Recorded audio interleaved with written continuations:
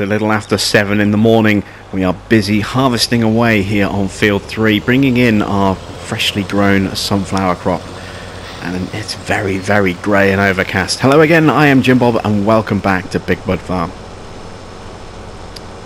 So to bring you up to speed with everything that's happened since we were last here, obviously we've earned a little bit more cash. We're up to 3.6 million now. We are now just 1.5 million away from having enough cash to buy field 2, which you can't see because it's just too cloudy and gloomy and overcast, but it is just over there. Yeah, just 1.5 million left.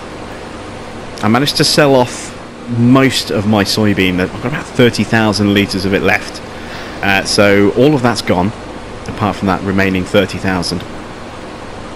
Got a nice sort of 450,000 in total for everything that we've sold so far. So our if you take out our remaining sort of 30,000, our 350,000 litre crop has brought in around about 150,000 litres in total.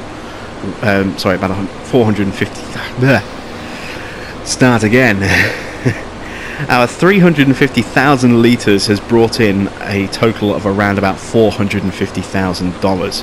So a very, very nice little cash injection. On top of that, I've also earned some money spraying on field 4. As you can see, that is now fully grown and ready for me to take on a harvesting contract job, which I will be doing at some point in the very, very near future. And obviously I've fertilised our fields as well, done 2 rounds of fertilising on both this field here, field 3, and also on field 1 as well. And on top of that, I've also made a little bit of a change to our equipment roster. Now, I read your feedback from last week's episode where we were discussing maybe adding a load more cows. You very much kind of roped me into you know, the fact that yes, we do need more cows, and I've been paying attention to my costs every night at midnight and how much money we're bringing in as well. And at the moment, our animal costs and our vehicle expenses, which are very, very expensive, are actually outstripping the amount of money we're bringing in through milk sales. We're making around about $40,000 a day in milk, and just on animals themselves and vehicles, you know, in terms of running costs, we're spending around 43,000 a day, and that's then got all the other little bits and bobs that go on top of that in terms of your daily expenses. So the milk money still isn't covering our daily expenses, mainly because we've added a lot of big equipment, which is costing us a small fortune. So we do definitely need to add more cows just to, you know, at least break even, you know, but you know, preferably to make a profit as well. So that is definitely something that we need to look at. We do need more cows, and in preparation from that, I've upgraded our animal trailer from the standard large in-game one that we had, the Michelotto, I think it is, and replaced it with the Art Mechanic mod, which holds 20 cows, something like 40 pigs, something like that, and 48 sheep. So it's huge. It's bigger than the one that we had. More expensive as well, unfortunately, but you know, that cost me what, 98 grand, and I got 62 back for selling the other one. So it's cost us an extra 30 grand, but we've upgraded to a larger animal trailer, and that's parked up at the cows, waiting for, you know, for its use. And we will be adding to the cows in the near future, but I'm going to hold off right for now, because as I say, we're so close now, just $1.5 million away from having enough money to buy field 2, and I kind of want to get that done before we start spending huge chunks of money again, and to kind of bring in the kind of numbers of cows that I think we kind of need just to at least start turning a profit on a daily basis, and B, that the farm really kind of deserves. We don't really have, you know, we don't have enough cash to just throw at that. You know, I'd want to kind of boost our numbers to 200 at least, ideally to 250, and then just let them grow from there a bit. But it's not just that as well. I don't think we have enough resources currently in storage to support, 200 or 250 cows for very long. So we need to do a planting of wheat so that we can make some straw. We need to do some more grass and hay harvesting. We need to bring in some supplies, and we're going to need to make more silage at the cow farm as well, so that we can mix up a big batch of TMR, because we haven't got a huge amount of supplies left, and they won't last all that long if we start bringing in another 100 cows on top of what we already have. So rather than going through all that sort of time and effort and expense, I'd rather focus right now on making sure that we have that final 1.5 million that we need to be able to buy field 2, because from there we can do so much. To put that into perspective for you, I don't know the actual size of this field here, but I'm imagining it can't be more than 6 or 7 hectares. It can't be that big. It's not a particularly big field at all. Maybe a little bit. I think it's somewhere around about 5 hectares. Looking at it, field 1 is 33 hectares. Now the combined sort of crop that we brought in was 350,000 litres of soybean across fields 1 and 3. Field 2 is 80 hectares, so that is double the combined income of fields 1 and 3. So if we do another soybean harvest, and this time we throw field 2 into the mix as well, we're talking over 1 million litres of soybean. Now we can get a really good price on that, $1,100 again, and if we can get a great demand, can you imagine? That's well over 1 million in crop income. That would be just awesome, a huge boost to be able to pull in that kind of income from a single harvest. That would be just fantastic, on hard, no less. And it would really make the march towards field 4 so much faster and easier to be able to have field 2 in there. So to help us do this, I have a plan. Now next week, I know yesterday we kind of skipped American Midwest, and I know that's going to disappoint some of you, but I really want to crack on with year 2 of Seasons in the Valley, and before we could do that we kind of had to address the map update, which is why that went out yesterday as a sort of interlude episode, if you will, little stepping stone episode for Seasons in the Valley instead of American Midwest. Now I'm going to cancel Wednesday's episode of American Midwest as well, and before I hear all the groans and oh no, we wanted to see American Midwest, bear in mind on Tuesday the Ropa DLC goes live, and we've been sitting on field 5 just down there. As you can see, field 5 there. We've been sitting on a field of beets now for a few weeks waiting for that DLC to go live. Now, that DLC goes live at midnight on Tuesday for me. It may take a little bit longer for you guys depending on where you are in the world, but I am now less than 48 hours away from getting my hands on that DLC. As soon as it goes live, I'll be downloading it, installing it, and then at some point on Tuesday I will jump back here onto Big Bud Farm and I will start recording, working on field 5 with the new Ropa DLC. So Wednesday, instead of American Midwest, we will have a special midweek episode of Big Bud Farm where we'll be taking a closer look at the DLC itself and seeing it in action, or at least some of it in action, because we don't have a big pile of wood chips anymore and we don't have any trees left because we've kind of cut them all down and wood chipped them just before the DLC. So whoops. But we do have obviously a load of beats that we can work with, so we'll be doing that on Wednesday. You'll see that on Wednesday there, a look at the DLC in a bit more detail. I'll try and find some way of doing something with the forage mouse so that we can see it picking up. I might even see if I can get it working in the BGA, perhaps pick up a load of silage out of a bunker maybe. I'll see what I can do to see if we can find a way to get that in operation. But we'll definitely be looking at the Tiger and checking that out and doing some beet harvesting, and that'll be Wednesday's episode for the day. So instead of American Midwest, we'll be back here on Big Bud Farm looking at the Ropa DLC, and then Sunday next week, I'm going to do something potentially very, very stupid. I'm going to take on a contract mission, which is currently available, and that's why we're running in real time, so that it doesn't run out before I get the chance to finish, bringing in this sunflower harvest. And that mission is on field 2, and it is a potato harvest. So this is going to be insane. I'm not entirely sure why I'm putting myself through this, but here is field 2. Just jumped over there, and no mission available right now. Come on, give me a mission. Why won't it give me the mission? It gave me the mission earlier. It does this every now and again. It just doesn't give you a mission. You have to keep clicking through. I hope it's not too late and that I can actually still take this on.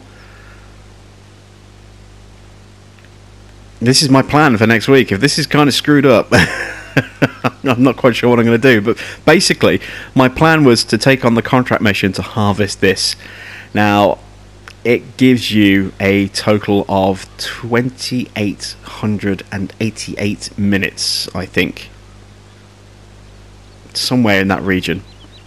2,800 minutes, or nearly 2,900 minutes is the time that it offers you. And that loosely translates as 48 hours is the time that we're going to give you to do this job. That's 48 hours. So at very, very best, assuming I can get it done amazingly perfectly, I can possibly get that done in 24 hours. More likely 30. That's what I'm going to take on for next week, if I can actually get that mission to trigger. A 30-hour potato harvest. I don't know why I kind of thought that would be a good idea. Well, I know why I thought it would be a good idea. The money is the reason I thought it would be a good idea. The payout for that job, in terms of just the cash reward for the job itself, is just under $1 million. Just under $1 million, and that's just the payout itself. The time bonus would then get factored in on that, and you've got to figure on a time bonus of at least 100,000, at least, maybe even a couple of 100,000, depending on how good a job I can get done, I suppose. But I would say 150,000 is my kind of predicted sort of payout for a time bonus, assuming I can do the job pretty cleanly and not keep having to overlap too much. Now that is an insane amount of work that I'm going to have to put in. The payout's going to be huge, and the payout is going to put us right on the line of actually being able to own Field 2. And we've got, Field 4 here has now grown its sunflowers as well. That's ready for a contract job. That one I can take on without too much stress or hassle. That one there, it will probably take me about 6 to 7 hours to harvest, and the payout for that plus time bonus will be somewhere in the region of $500,000. So I'll definitely be doing that one. And if we can't get the potato mission to trigger for whatever reason, then that will probably end up being next week's episode instead. We'll be harvesting the sunflowers on field 4. But I really, really want to try and take on this epic challenge of the potato harvest, because that in its own could well be enough, especially if we get the chance to sell some of this sunflower. That could be enough to actually give us the final push of cash that we need to clear enough in our bank account to pay for Field 2. In fact, don't forget, we've actually got another 300 grand available to us. Our loan on this farm is fully paid off right now. So yeah, just doing that field on its own could well be enough for us to actually go ahead and then purchase the field directly after we take on that contract. That would be epic. What I'll probably do is, well, do I then take on contract work to reseed it and everything, and then buy it once the crop is grown? I don't know. I'll have to think about that. I might end up doing that just to replenish my bank account, which will be absolutely hammered by that point. Plus that will then pay for some of those extra cows that we want to get. I'll have to think about that. But yeah, that's going to be, hopefully, next Sunday's episode, is me tearing my hair out and binge watching so much Netflix while I work for 30 plus hours on that field there. That is going to be an epic challenge, and I'm so glad that I can actually suspend, you know, the PS4 overnight and actually get some sleep halfway through that mission, because I don't know if I'd have the stamina or the energy to stay up and do a 30-hour straight harvest. I think I would need to split that into 2 chunks. I could probably do 15 to 18 hours and then have to stop and just get some rest, and then come back and finish it off with another 15 to 18 hours you know, for session number 2. That's going to take up my entire sort of late week, you know, / weekend getting that done. So yeah, I'll leave you to sort of ponder over that for a moment while I skip ahead a little bit to get this field finished off. Then we'll get set up on field 1 and we'll attack that and bring that harvest in as well.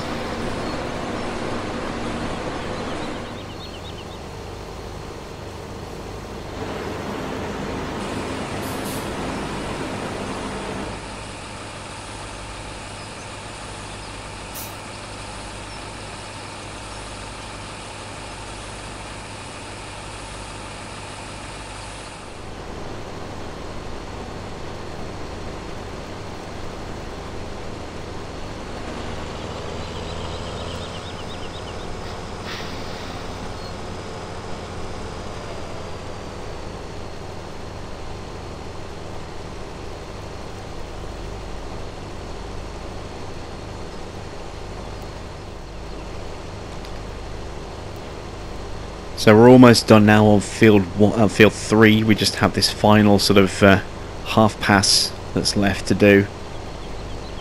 This will pretty much fill up, I think, or get close to filling the auger. We've got around about 70 something thousand in the truck already, so this will put us over 100,000. This will probably put us somewhere in the region of 120, I think. That's not a bad start to our sunflower harvest. We still have field 1 to go, which will give us, I think, in total of around about 450,000-ish kind of litres. I think that's what we got last time, somewhere between 450, 460,000 litres, somewhere around there, I think. So this will be a nice, good kind of crop that we can sell. And as you saw last time, I mean, the price has changed now, but if we take a quick look at the pricing menu, we did at Small Farm as well, I think it was, have a price of 900 on sunflowers at the time that we were getting nearly 1100 for our soybeans. So 900 is a very, very strong price for sunflower on this map, a very strong price indeed.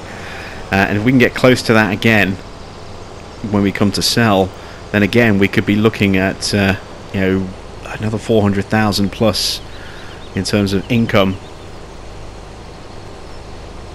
It is all about the money right now. We need to get as much of it as we can, as quickly as we can.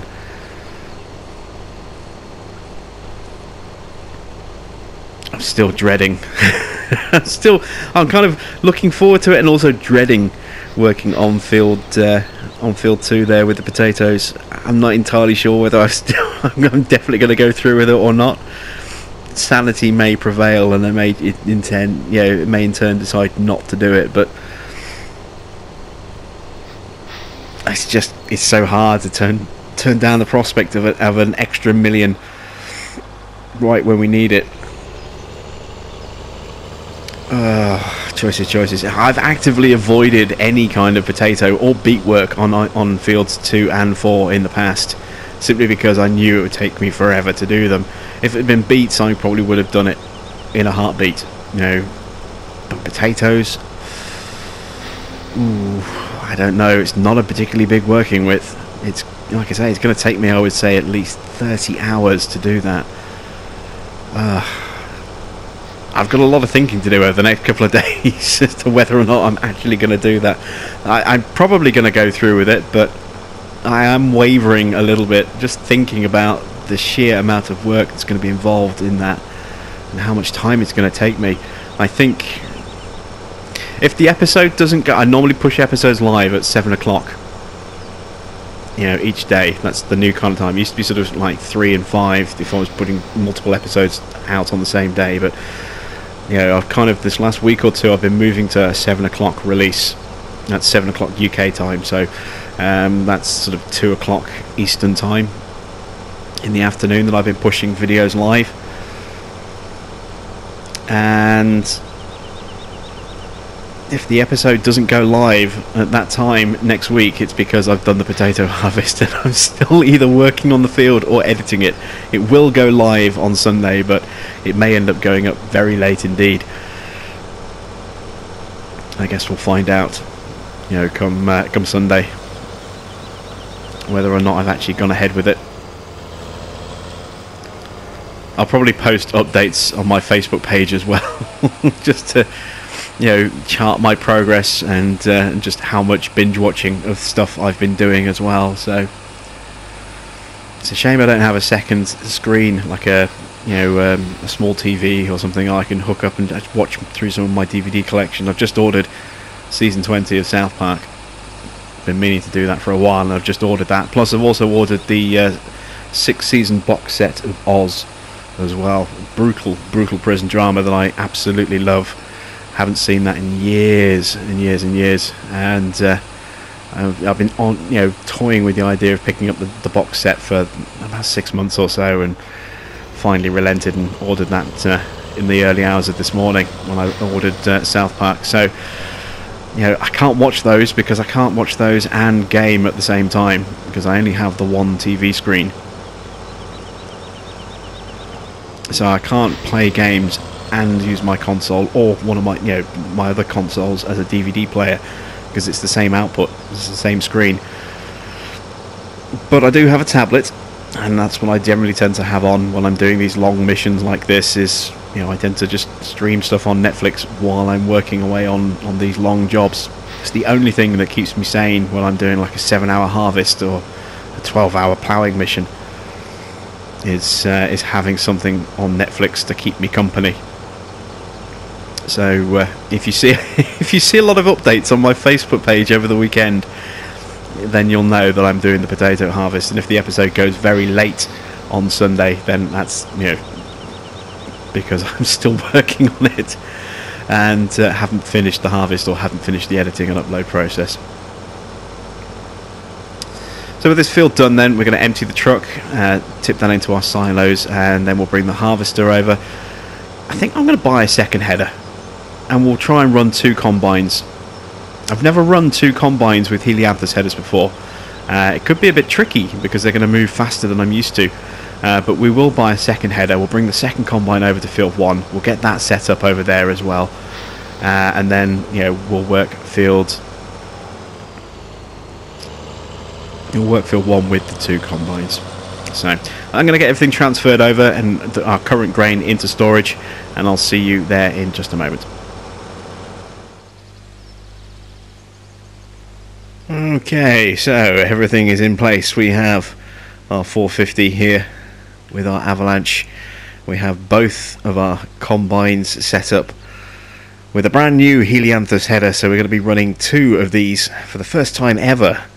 I'm going to be running 2 of these, and then I've got obviously my other 450s set up with a mother bin, one at each end of the field, and the truck is also parked at that end of the field as well, so we can get unloading whenever we start to get a little bit full. And as you can see, the sun is coming out as well. The clouds are starting to clear away. Blue skies are returning to Mustang Valley. So let's jump in to the combines, get them started, get this harvest underway.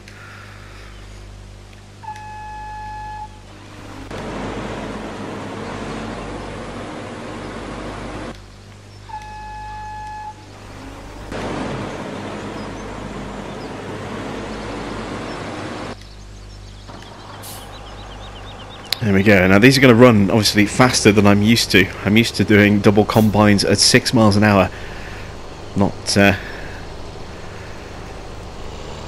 not at 9 miles an hour. And of course this is a higher yield crop as well than we're used to with the soybeans, so I'm not entirely sure. I think I'll be okay in terms of being able to unload both combines up the up each path, but it's entirely possible that we may possibly actually run out of space in the auger, you know, on some of these passes if we don't judge it just right. So this is going to be an interesting experience, double running with Helianthus headers like this. And of course, if that is the case and we have to then sort of make a sprint up to unload the auger and get back to the combines before they finish a pass, that's going to be harder as well, because this only runs at 19 miles an hour, so at a sprint it's only twice the speed of our combines, which are now obviously running at 9 instead of 6. So it's going to make this potentially a little bit trickier.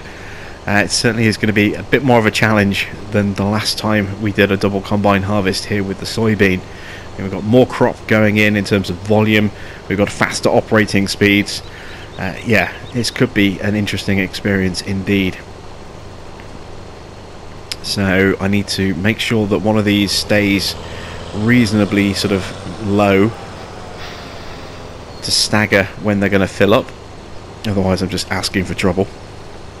So we'll kind of run alongside this until we get around about 7,000 litres or so, and then we'll back off, and then that way they'll be kind of nicely staggered, you know, one at half capacity, one at full, at zero capacity, you know, completely empty. Which actually is almost there already. That's slightly worrying that we're almost there already. We haven't moved that well. Actually, yeah, I can say we're moving up the field faster than I'm used to. So we're already a third of the way, more than a third of the way up the field, as you can see. At the very least, this is going to be a much quicker sort of operation than the last time I tried to do a double combine run. It's going to be 50% faster, in theory.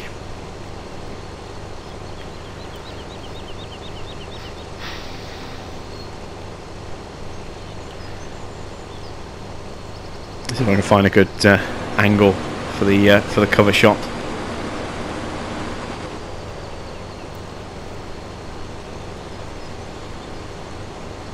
That's not bad.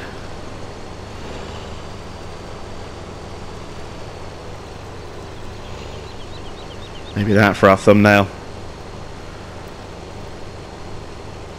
Yeah, I think that's the thumbnail right there. Of course, it might get a better shot once the clouds finish sort of dissipating and the sky really does come out bright blue with glorious sunshine. But that's a good backup just in case. So while we wait for the combines to go through their first sort of empty, let's talk some just general farming simulator news. We've finally had full official confirmation. It was let slip in an interview a couple of weeks ago. I think the interview was actually from Focus Home's What Next event, where it was accidentally let slip in an interview that we would be getting the new ideal combine in the game, but it wasn't officially announced, so to speak. You know, they said they were announcing something, they were kind of announcing it, but they didn't actually make the announcement in that interview. And then a couple of weeks later we got the official announcement that the ideal was going to be in the game. And the ideal itself is a Fendt ideal and a Massey ideal. I think we're going to see two different versions of it in the game, I think, because it's the same combine. Obviously Agco owns both the Massey and the Fendt brands, and they are now becoming a little bit more sort of copy paste interchangeable in some ways. Obviously they have their own sort of body styles, but a lot of the machinery is starting to get, you know, very standardized parts across both ranges. It's kind of like Bugatti is owned by Volkswagen, and you know, it's got this big Bugatti badge on the front, but the majority of the guts of the Bugatti Veyron are VW parts, you know, that have kind of been custom made by VW, and The engine is a Volkswagen W12, or sorry, W16. It's two VW V8s that have been welded together and joined together to make a W16 engine. It's that kind of thing, you know. Massey and Fendt are both very, very similar, you know, in a lot of the more recent equipment, and the ideal combine is exactly the same. It's one combine that's kind of owned and used by both brands, so we may well see a Massey ideal. We're definitely going to see a Fendt ideal that has already been seen. Oh God, I've tagged away from these combines, did not mean to do that. There we go, that was messy.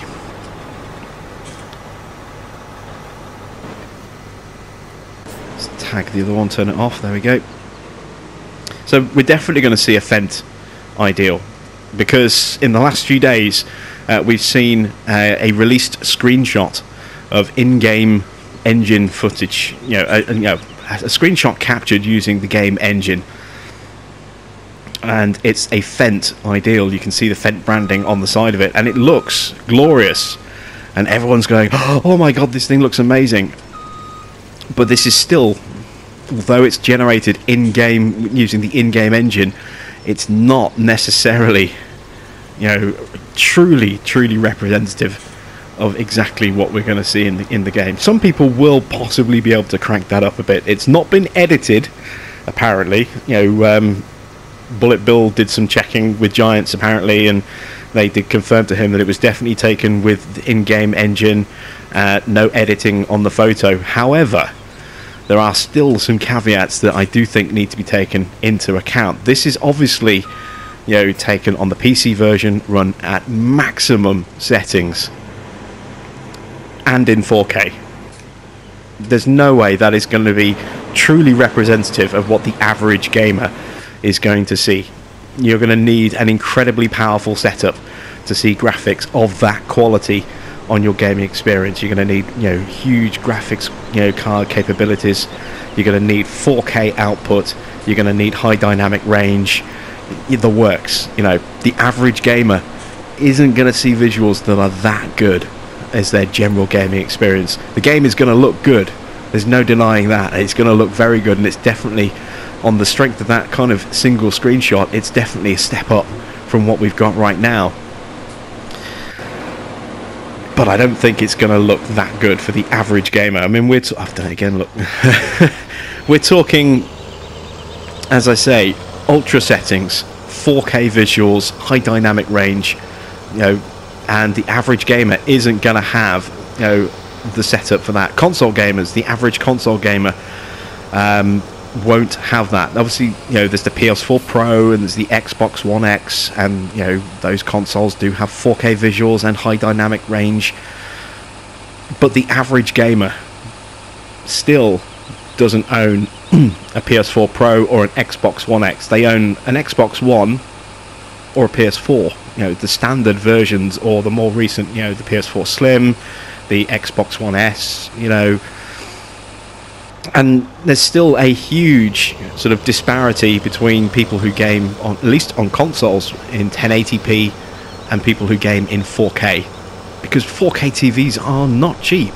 If you're going to get a 4K TV, you don't really want to get a cheap one, because it's not going to be a great experience. It's going to be better than standard 1080p, but you compare that to a good 4K TV and it's going to look kind of shit.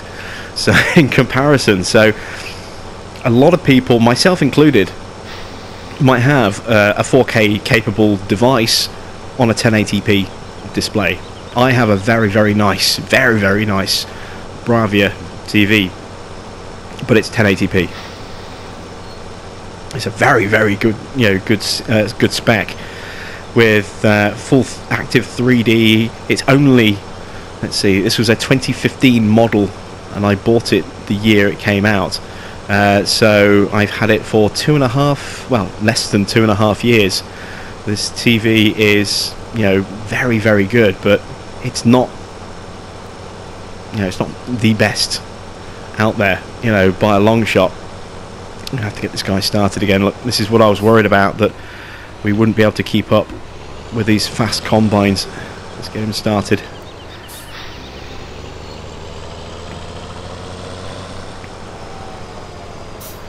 So I think it's great to see a game screenshot that looks stunning, but I do think it needs to be remembered that not everyone, in fact majority of us, aren't going to see that as our sort of in-game footage, because as I say, unless you're running, you know, an incredibly powerful system, full 4K visuals, high dynamic range, the works, on a very, very, very good display, it's not going to look that good.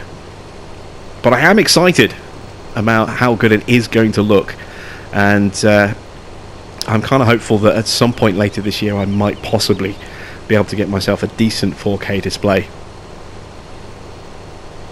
and then I can really kind of hopefully really truly enjoy stunning visuals with my PS4, not just on this game but also on games like Horizon Zero Dawn and some of my other games that are 4K capable. You know, and all the stuff that's coming out later this year as well that I've really got my eye on, you know, that's going to be 4K, you know, sort of suitable as well. Really kind of excited to see just how good some of that stuff can look. God damn it, see, we couldn't get to this one in time either. This is a problem. Let's get this guy started. See, that might not be enough. I hope it is.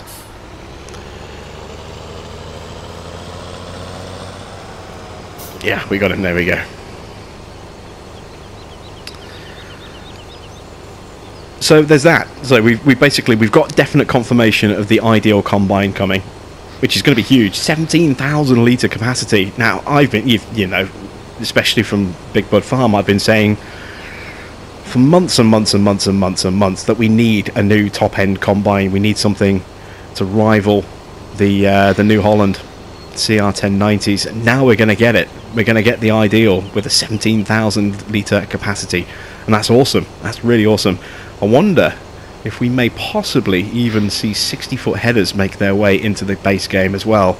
That might be something awesome if we could get a 60-foot header into the base game. Obviously the largest we have at the moment are the 45-foot Drapers, but if we can get up to 60 feet, that would be really, really special.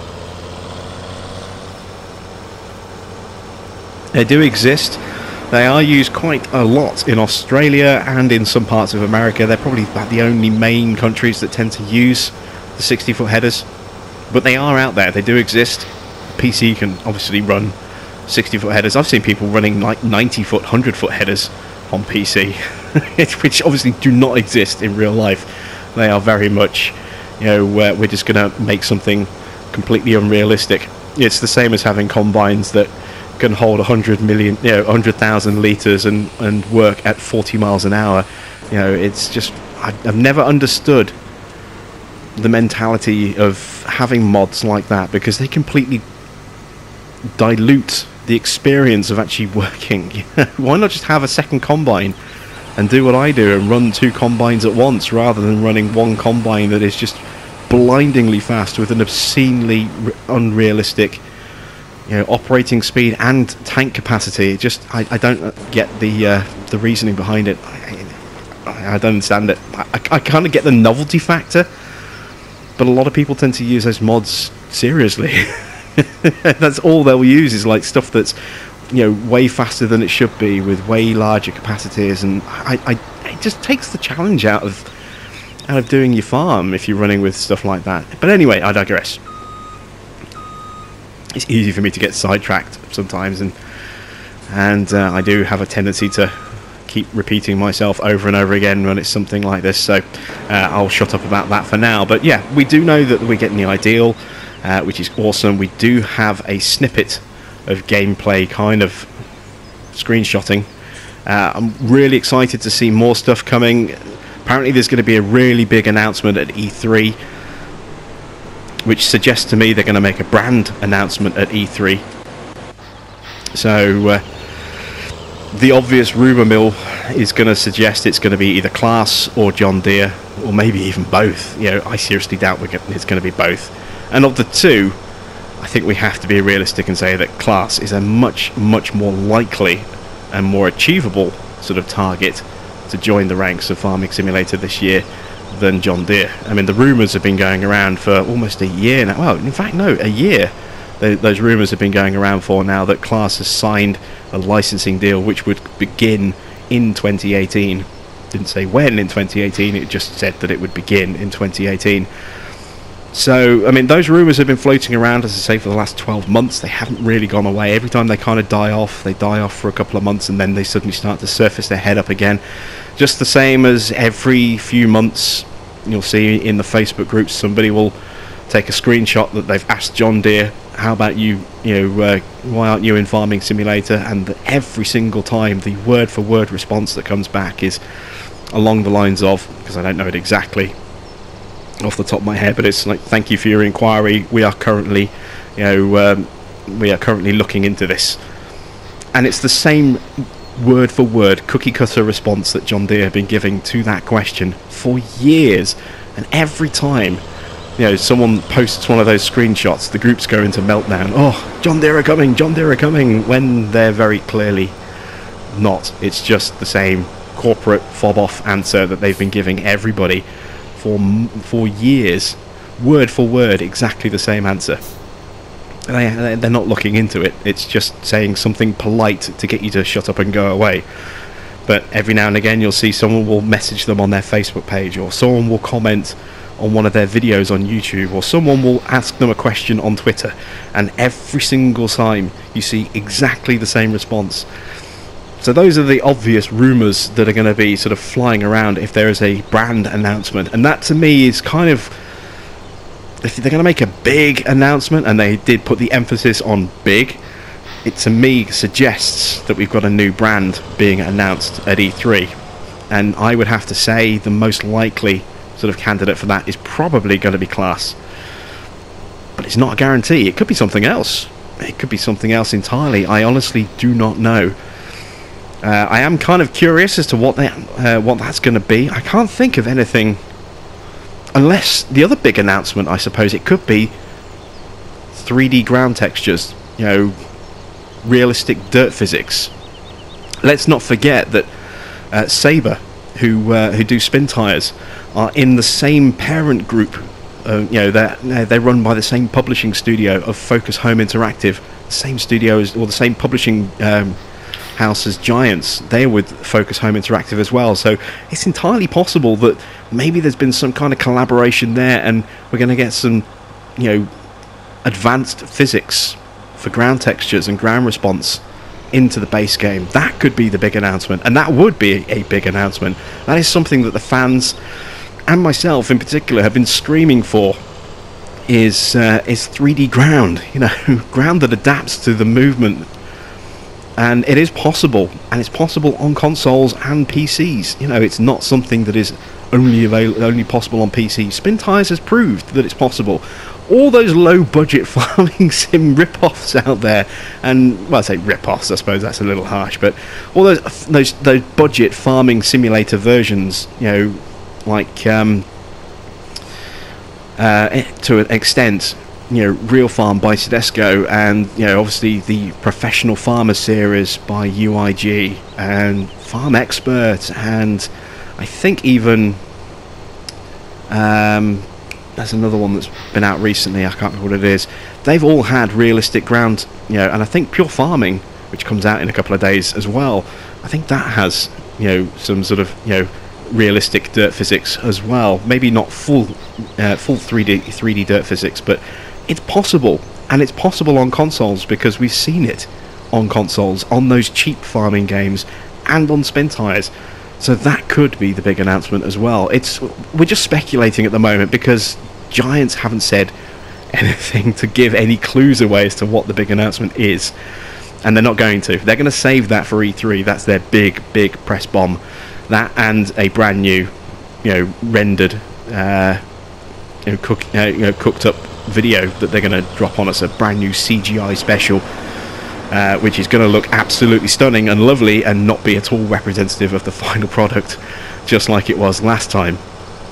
But yeah, I'm kind of excited to see what's going to be announced at E3, and then, as I say, Gamescom, sort of August time, I think, is when we're going to actually start seeing rolling footage, and we're going to start seeing people going to Gamescom with camcorders and mobile phones and stuff like that to record.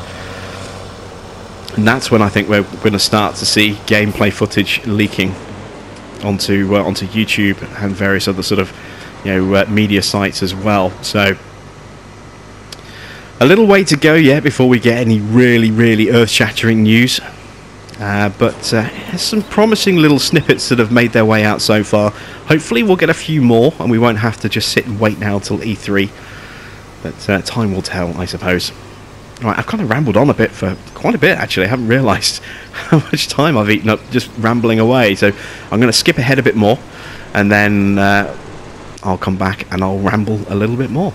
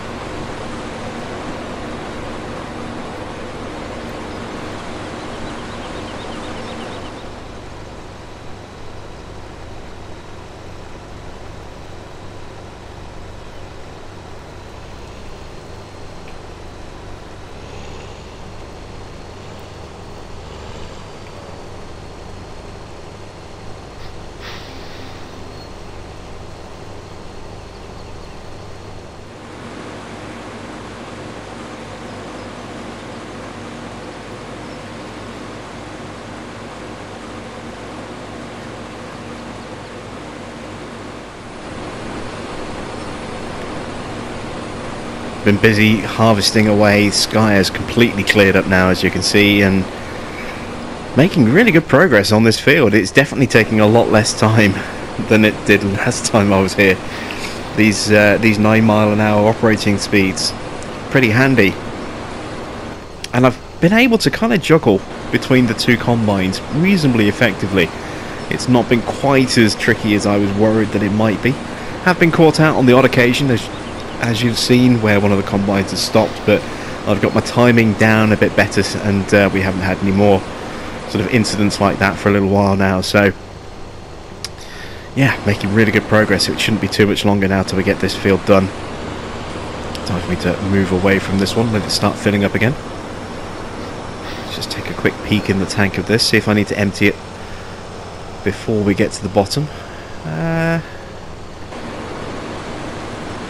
We're not far off, so we're at the halfway point I think, so I'm going to have to tack this a little bit further down I think. Let's just hold position a little bit behind it. There we go. So we kind of talked about some of the stuff that's been coming up in the future for Farming Simulator. Let's talk about some of the stuff we've, from a little bit more recently. It's a great time to be a farming, simulator player on console. We've had 3 maps go live in quick succession, and we've got 2 more on the way. Plus, we've just had a major update for the Valley of the Old Farm as well. So we've had, Green River has gone live recently. We've had 4 maps have gone live recently. Green River, obviously, we just started a new series, Fent Farm, on that, and the feedback so far has been very positive. I do hope you continue to watch that. I'm having a lot of fun on that map. We've also had Ballincraig, a small dairy farm, go live. That's a cracking little map. I'm going to try and find some time to play on that in my own time where I can. And of course, just recently we've had another one from NLD Farmers. Oregon Springs has gone live, and Oakfield has finally arrived on the console mod hub as well. And we still have 2 more maps going through the testing process at the moment. Fichtelberg is still going through testing. It keeps popping in and popping out. There's obviously a few issues that are being ironed out, but that has been in testing on and off, over the last few weeks. And Old Slovenian Farm by White Ball Modding, the sort of partner of Black Sheep, is also kind of popping up in testing from time to time as well. That's kind of disappeared over the last day or two, but hopefully that'll make its way back in, and we'll start seeing that's going to be getting close to a release as well. So yeah, as I say, really good time to be a console mod farmer at the moment. A console farmer at the moment, with all these mod maps making an appearance, and we're getting closer and closer to Lone Oak as well. Still no sort of idea as to exactly when we're going to get that. It was initially thought that we might get it in sort of mid to late March. It's now looking more like sort of April when that's going to be ready, but it's getting closer and closer. And as soon as that gets submitted for PC, and hopefully it won't be too much longer until that gets submitted for console testing, although we have seen both with Bill's West Coast map and Oxygen David's Oakfield that there has been quite a bit of a delay between going live on PC and then making its way onto the console mod hub, because the conversion process has been a little problematic, with custom shaders not quite working the way they're supposed to. I'm missing a line, look. Oh, this is going to knacker things up. Let's stop there for a second. You can see that thin dark line on the edge. It means I haven't quite tagged the full working width of the field, so I'm going to need to stagger this ever so slightly. That's a shame. I thought I'd been a little bit more careful than that.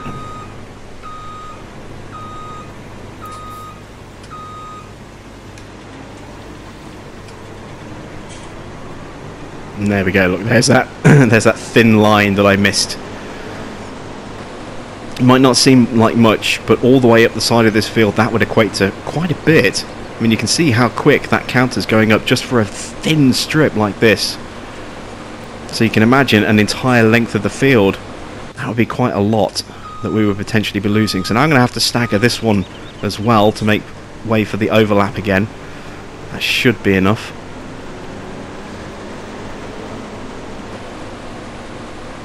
Yeah, there we go. That's going to be enough, I think.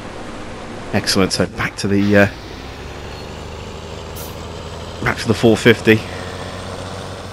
Get back on unload duty. But with all those mod maps going live and more mod maps on the way, it's a great time to be a farmer on console. We're getting these great maps all coming out in quick succession.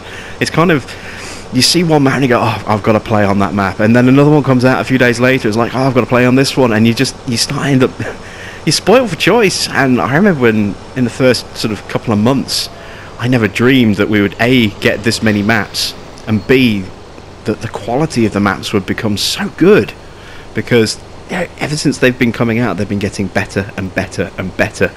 And even further down the line, we've got South Mountain Creamery from Black Sheep that's being worked on. No idea when that's going to come out, but that's looking absolutely stunning as well. So, as I say, there hasn't ever been a better time to play Farming Simulator on console, because all of those maps are making their way over. And obviously PC guys, I've got a ton of maps to play from, all different sort of shapes and sizes, going all the way up to, I think, 32 times, I think, is some of the largest I've seen mentioned. I know there are definitely 16-time maps out there. There might possibly be 32s out there as well. Huge, great big monstrosities that you're going to need courseplay for, or just a lot of patience.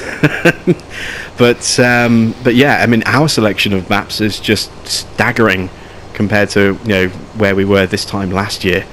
It's insane just how many maps that we've got now and how good they are as well, especially in sort of the last couple of months. They've been staggeringly good, and more are on the way, and they look stunning as well. So yeah, as I say, great time to be a farmer on consoles.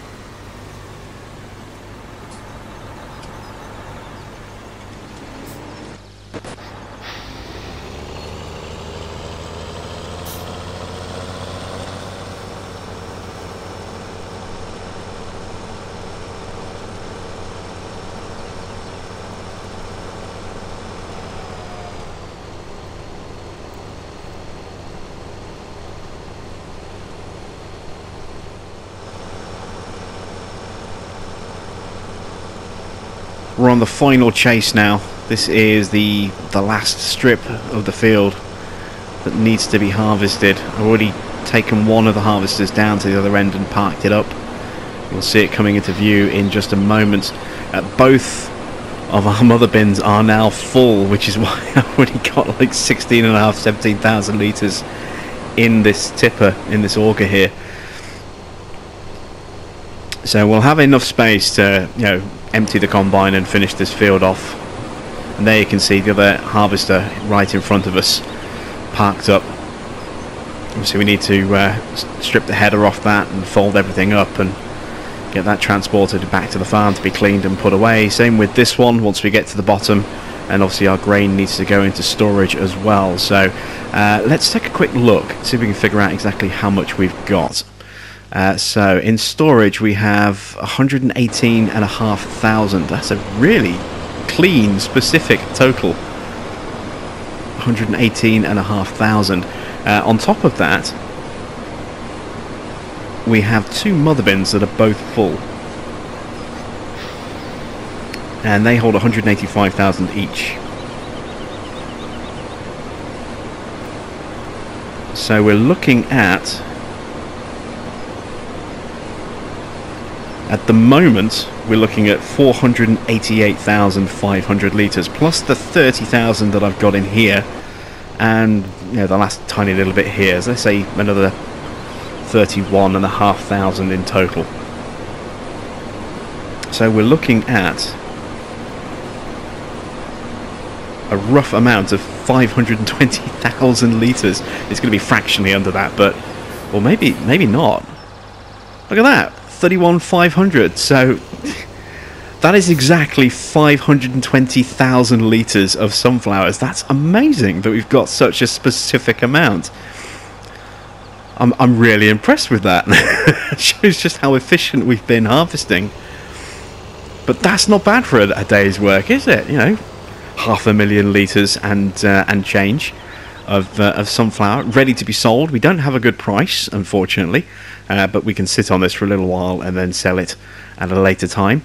And that's pretty much it for the end of this episode. It's going to take me a while to break everything down and get it all put away, and we just don't have any time left in this episode. So I'll get that done off camera and get set up ready for, you know, our beet harvest on Tuesday, ready to be released on Wednesday, you know, as a video.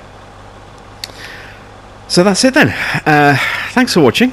I'll be back, as I say, on Wednesday with a special Big Bud episode in place of American Midwest to show off the Ropa DLC, so please do tune in for that.